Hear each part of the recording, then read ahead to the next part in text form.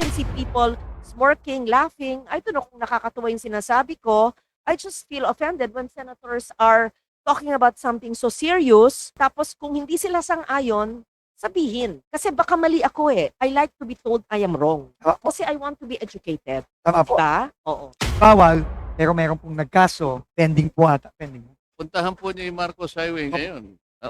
Hindi po bawal. Lahat po ng overpass, lahat ng expressway, mga columns na yan. Papacheck po natin, Mr. Chairman, at aalamin po natin kung sino ang nagbe-benepisyo dyan. Kung Kapag nagtanong ka, Mr. Secretary, yun lamang pwedeng magkapit dyan sa mga overpass na yan ay yung congressman sa lugar na yun. Kasi yung meron kapangyarihan. Kasi sa kanya dapat dumaan yung nag-advertise. aalamin po Parang natin, siya yung Mr. Chairman. may-ari nung pinagawa na yon, parang pera niya ang pagpapagawa ng overpass na yon on that particular section.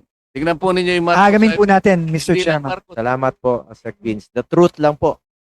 Tumbukin niyo yung talagang may kasalanan. Managot ang dapat managot. Parati mong sinasabi yan. Kasuhan ang korap at ipakulong. Seek the truth. Huwag na pong pa-atras-atras. Diretso ka doon. Tumpukin mo yung mastermind at ang buhaya. Salamat po, Sir Vince. Alam na niya, hindi lang niya mapangalanan. Salamat po, Mr. Chair. We have to really review and transparently review and transparently show the public. Bakit sa Bicol, mas matibay dapat ang classroom mo? Bakit dito po sa West Valley Fault, magdadaanan dito sa NCR, bakit dapat mas matibay? Kailangan pong malaman na po. How much is it per square meter? Per square meter Ang per square meter, maybe we can compute, but I was told just now the price on average of a classroom ranges from 2 to 2.5 million pesos per classroom. Per classroom. Kaya nga sa private sector, 1 to 1.2 million. Tama po. So, magkano ang per square? So, ibig sabihin, sa ating NEP, check ko ang NEP at saka GAB ng Next School Building Fund sa DepEd. Sa presyong yon, Mr. Chair, When you say ay makakagawa tayo ng mas maraming classroom. Kung 40 to 50% yung kamahalan ng presyo, mas marami tayong classrooms. Tama po. Kaya i-revisa din natin with the permission of the chair and the members on the number of classrooms in the DepEd budget because they will implement it. Kung X amount for X number of classrooms, dodoblehin natin by, we will increase the number of classrooms by 50% because the costing should align with the private sector costing. Tama ba? Oo. Yes. Opo. Ngayon po, ang costing po ng classroom, on average, kasi iba-iba po per region. I'm looking at a regional per square meter costing here.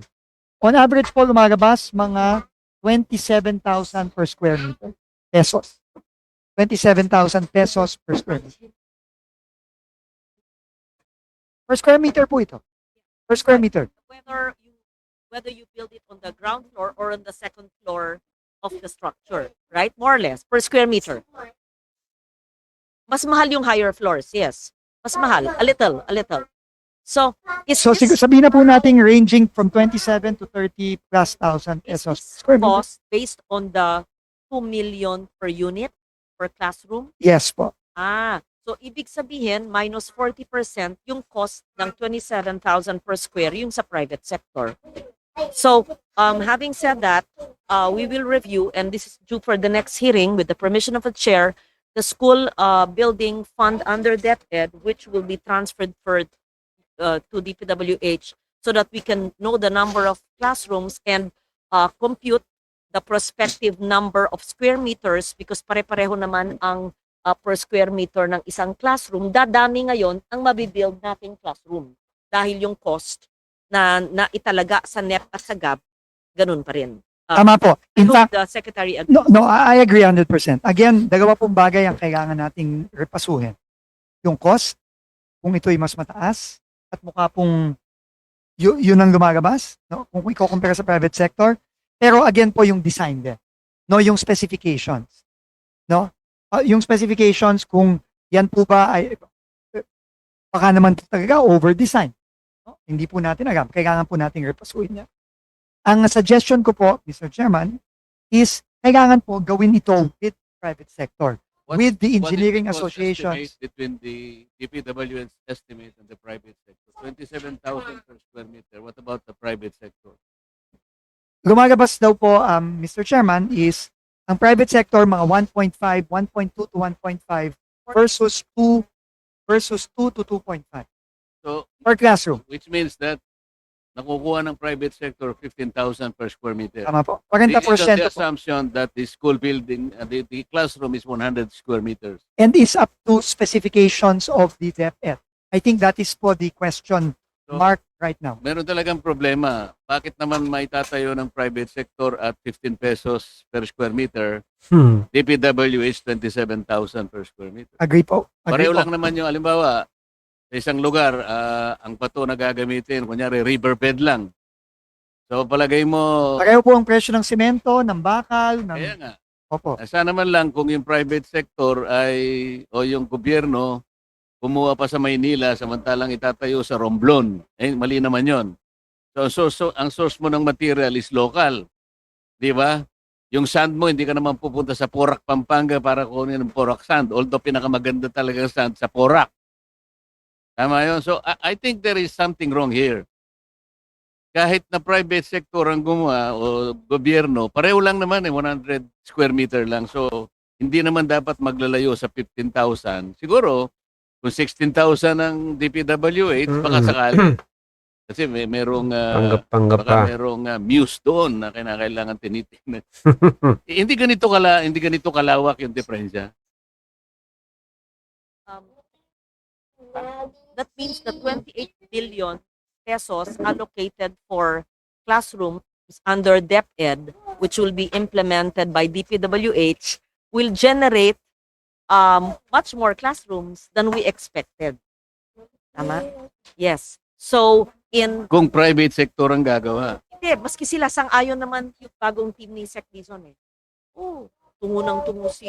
Kasi 27 kasi sila samantala. Hindi po, 27 po ngayon.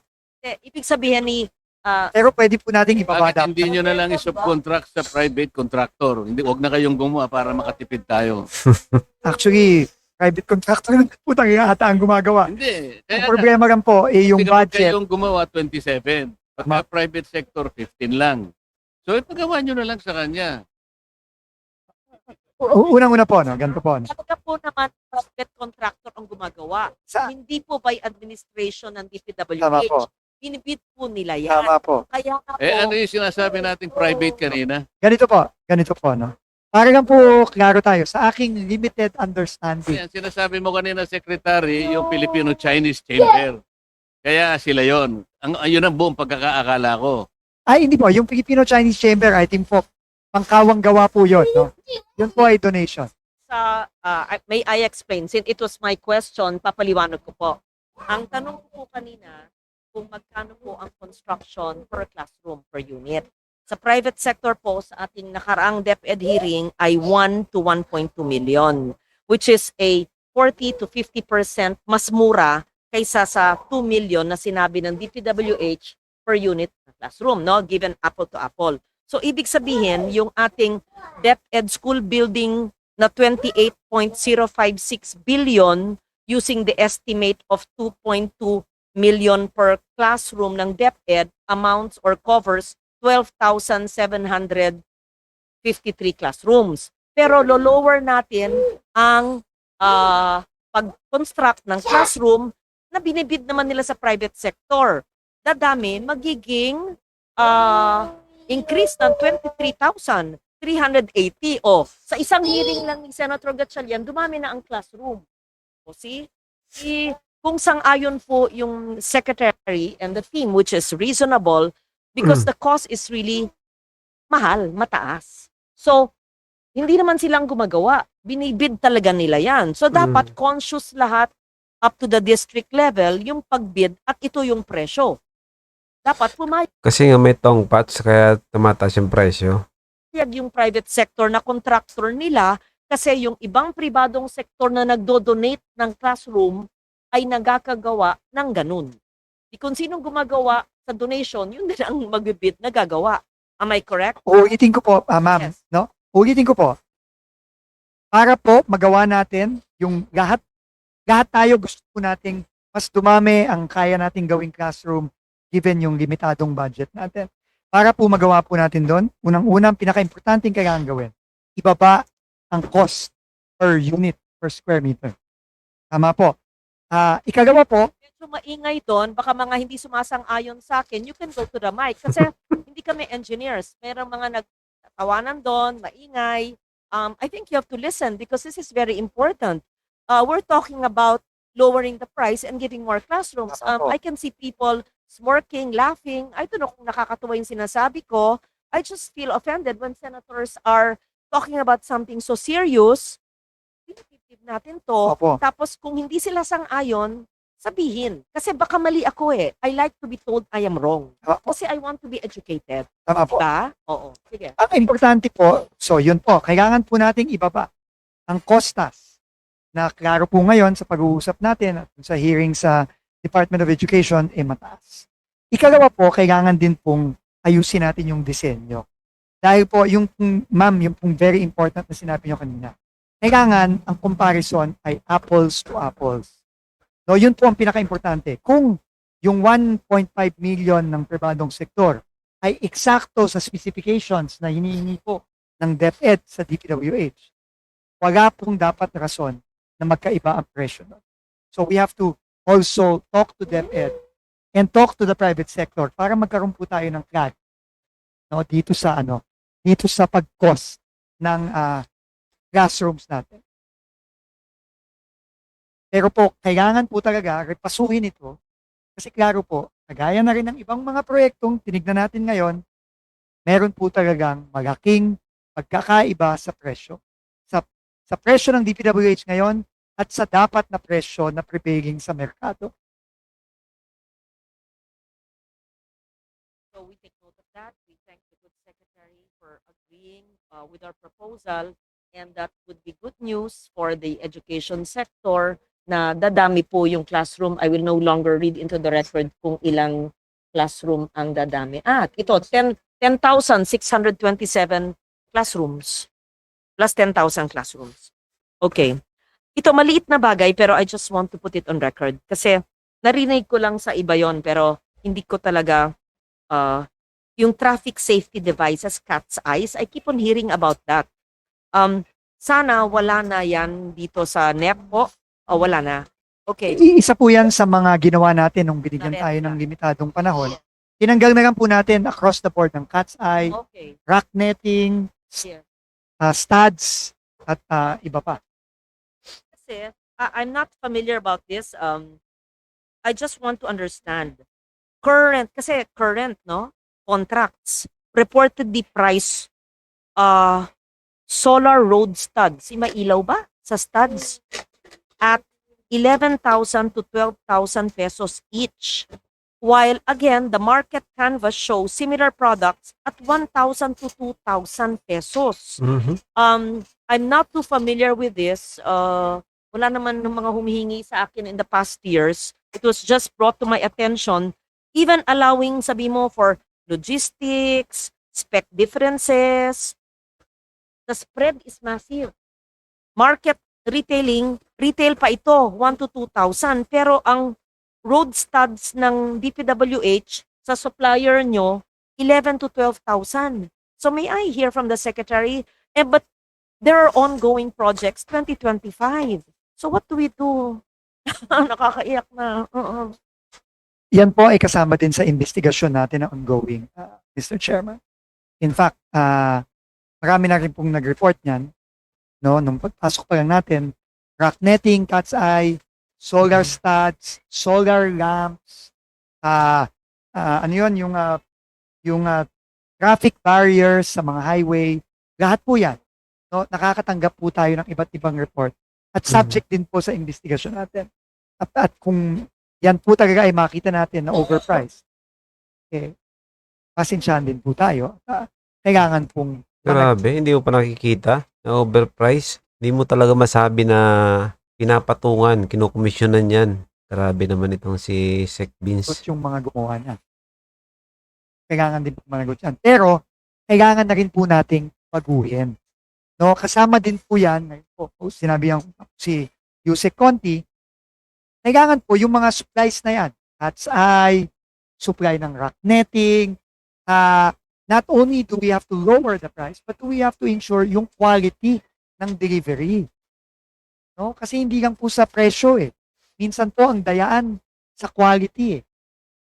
O kaya minsan po, overpriced na nga, bad quality pa. So yan po talaga kailangan magbago. Mr. Chairman. Meron pang isa, Secretary. Tango kayo Yung eh. sa ating mga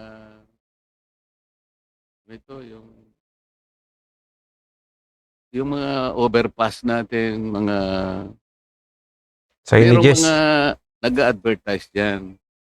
O kaya yung ating ano yung ating sasakyan. Ang daming mga nag-advertise sa ating kalsada. 'Di ba? Halimbawa kung ikaw ay nasa Marcos Highway, ang daming overpass diyan. Manggagaling ka ng Cubao papuntang Kogyo, napakaraming overpass diyan. Pati doon sa mga haligi ng ating Skyway. Mr. Chairman, we will sino ang nakikinabang diyan sa mga nag-advertise? Kasi makikita mo silang naglalagay ng sarili nilang mga slots eh. Yung mga columns ng ating mga infrastructure. transport system ngayon. Yung poste. Makikita mo yung buong Marcos Highway at well advertised yung mga columns na yan, pati overpass.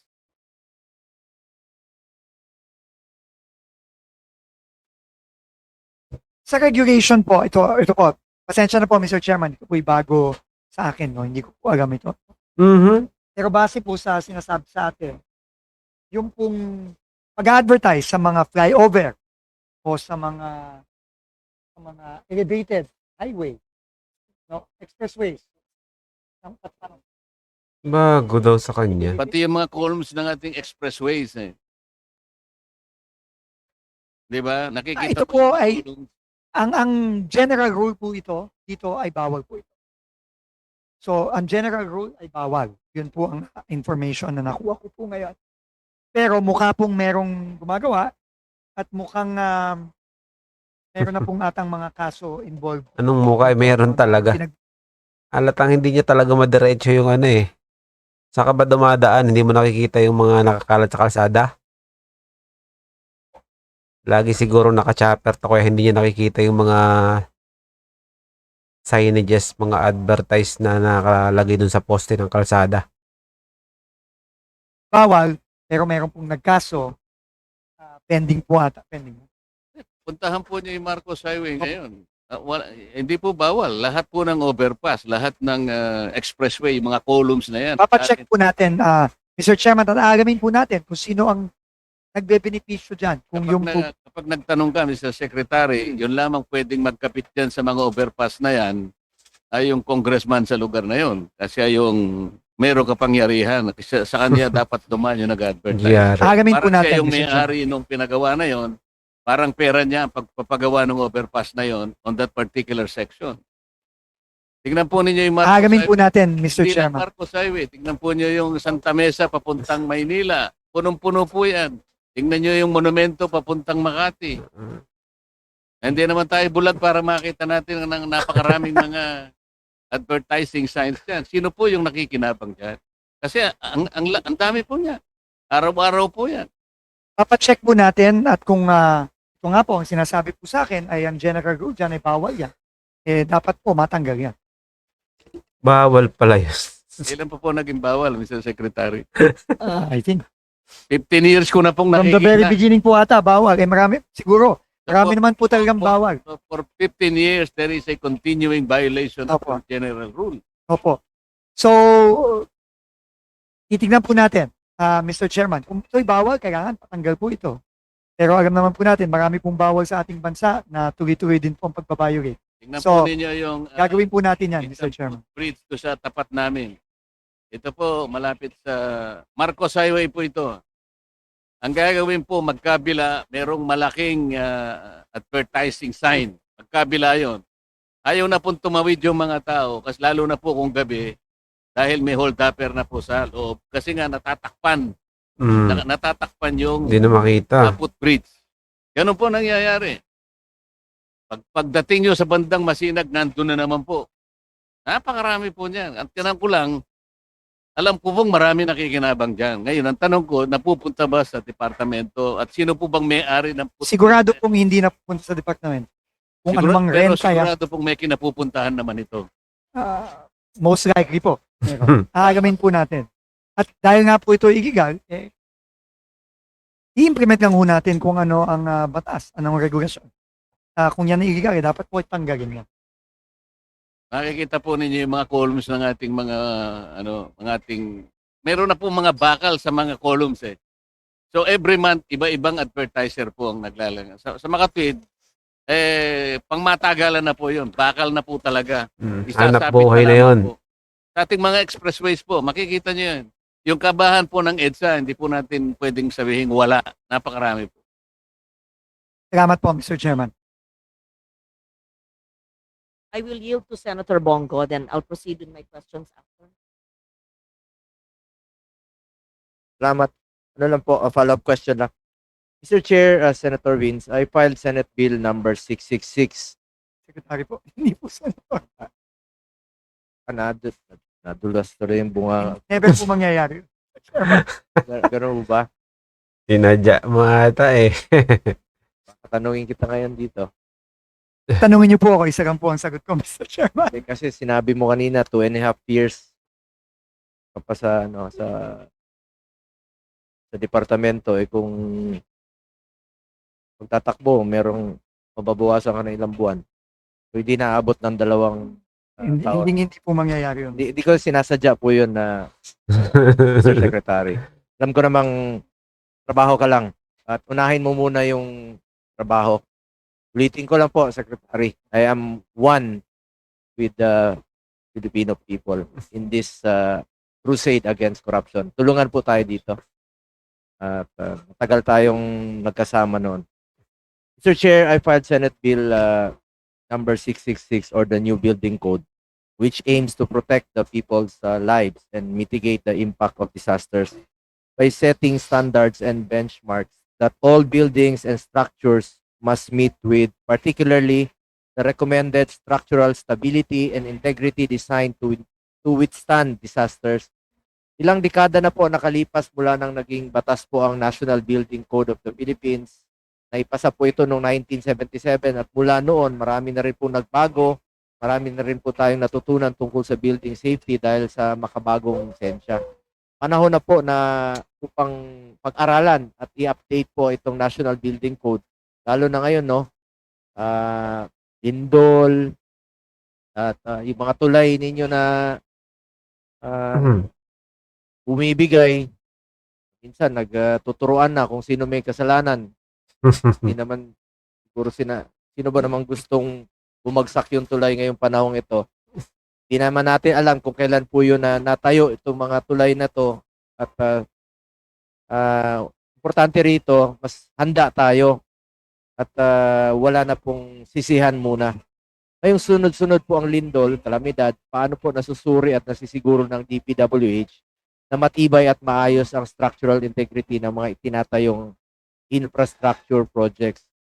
Dahil na rin po sa mga 2 tulay na po ang bumagsak, di ba? Isabela in Cagayan. All out support po ang departamento sa pagrepaso at pagrebisa ng ating National Building Code. Pero in the meantime po, kailangan po talaga, ito isa sa mga unang-una ko po sinabi, lalo na sa ating technical services at sa ating operations, kailangan po talaga paspasan at siguraduhin na ma-retrofit na po ang mga kailangan i-retrofit. Lalo na po yung mga tulay. No, for so long, delayed na po itong mga ito. At kailangan po gawin na natin ito sa lalong madaling panahon, Mr. Chairman. Since yung flood control hindi na nga po priority ngayon, 2023 maalala ko, natanong ko yan dito kay then Secretary Bunuan, may master plan ba kayo sa flood control? Ngayon, hindi na natin prioridad po ito dahil naging gatasan nga po ng ilan. Aside from flood control, ano ho ba yung may master plan ba ang DPWH sa mga tulay, sa mga kalye?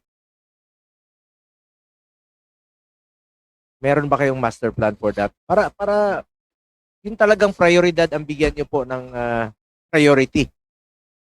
Hindi yung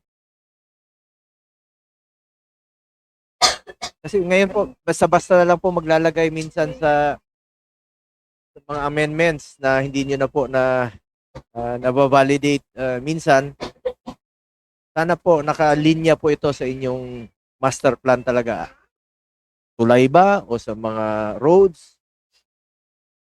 Yung pong na-mention po kanina nung nagtanong po si Senator Marcoleta tungkol sa Big One preparedness. Ito po yung master plan po on resiliency, yung Philippine Seismic Risk Reduction Resiliency Project na-funded po ng World Bank. Ito po yung existing master plan. Ito po ay natapos nung Yung master plan ninyo para saan po yan? para po sa iba't ibang struktura, para po siguraduhin resilient po siya, no, lalo na sa mga malakas na lindol at malakas na natural occurrences. Yan po, school buildings, hospitals, bridges, roads, kasama po lahat yan. Yan po ang sinusunod po ng DPWH at yan din po ang naging basehan nung paplano ng retrofitting ng iba't ibang mga tulay all over the country. At ano bang prioridad niyo po sa paglalagay ng tulay, ng mga roads? Anong inuuna niyo po sa ngayon? Opo, meron pong listahan ng mga pinaka-problematic na mga tulay. Yan po ay inuuna in order of priority po, no? Yung mga hindi pa nare-retrofit ng matagal na, yung mga kinakailangan ng ayusin based on inspection, yan po ang inuuna. Pero ang sinabi po sa akin ng team sa DPWH is madalas po medyo kinakapos po sa pondo over the past several years. Pero ngayon po, I think sa 2026, nagdagdag po ng pondo para dyan, para po mas marami ang retrofit na mga bridges at mga iba pang mga structures Baka pwede po mabigyan niyo lang po ang committee ng ng updates, listahan. regular updates po sa inyong master plan. Napakahalaga po 'yun. Opo. Dahil usually dito po sa Kongreso, no, na merong mga amendments, kung hindi naman po prioridad at hindi nakalinya sa inyong master plan, sana po ma-discourage po ito. At another topic lang po, Sec Vince, nung panahon po ni former President Duterte, DPWH blacklisted non-performing or scheming contractors. It was reported that almost 30 contractors were blacklisted.